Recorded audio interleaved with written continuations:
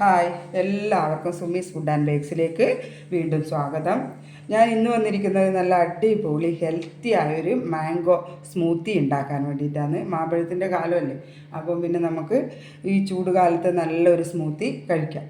അപ്പോൾ അതിനായിട്ട് ഞാൻ നല്ല ചെത്തി വൃത്തിയാക്കി ചെറുതായി കട്ട് ചെയ്ത ഒരു മാമ്പഴം എടുത്തിട്ടുണ്ട്. അതുപോലെ തന്നെ ഫ്രിഡ്ജിൽ വെച്ച് നല്ല കട്ടിയായി നല്ലോണം തണുപ്പിച്ച ഒരു കപ്പ് പാലും എടുത്തിട്ടുണ്ട്.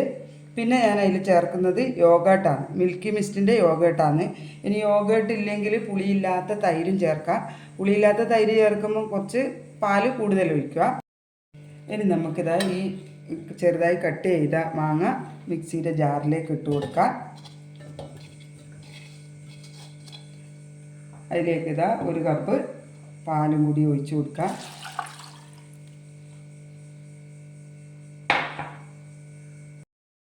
ഇനി അതിലേക്ക് യോഗേട്ട് ഇട്ട് കൊടുക്കാം.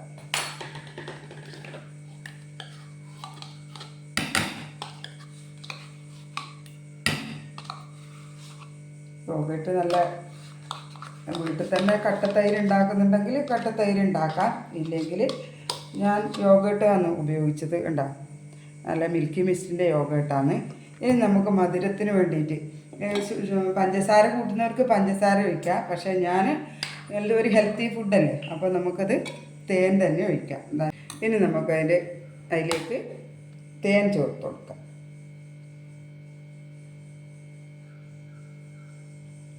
ഞാനൊരു 2 ടീസ്പൂൺ തേൻ ചേർത്തിട്ടുണ്ട്.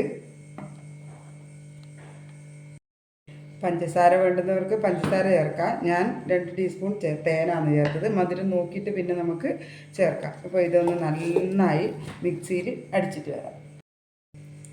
അപ്പോൾ നമ്മുടെ സ്മൂത്തി റെഡി ആയിട്ടുണ്ട്. നല്ലപോലെ ഫൈനായിട്ട് അരച്ചെടുക്കണം. അതിൻ്റെ ഉള്ളിൽ ചെറിയ കഷ്ണങ്ങൾ നമുക്ക് പിന്നെ ഇട്ട് കൊടുക്കാം.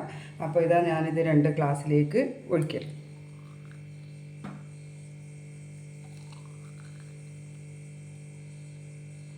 ഇനിയുണ്ട് കേട്ടോ, ഇത്രയും മാങ്ങയൊക്കെ ഇനിയും ഉണ്ട്.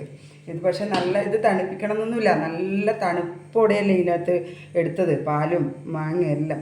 ഇനി നമുക്കിതാ ചെറുതായി കട്ട് വെച്ച ചെറിയ മാങ്ങ കഷ്ണം കൂടി ഇതിൻ്റെ മുകളിലേക്ക് ഇട്ട് കൊടുക്കാം. അപ്പോൾ നല്ല മാംഗോ സ്മൂത്തി റെഡി ആയിട്ടുണ്ട്. അപ്പോൾ എല്ലാവരും ഉണ്ടാക്കി നോക്കണം. ഇഷ്ടപ്പെട്ട ലൈക്ക് ചെയ്യുക, ഷെയർ ചെയ്യുക, സബ്സ്ക്രൈബ് ചെയ്യുക. ഇനി മറ്റൊരു വീഡിയോയുമായിട്ട് പിന്നെ കാണാം. ഓക്കേ.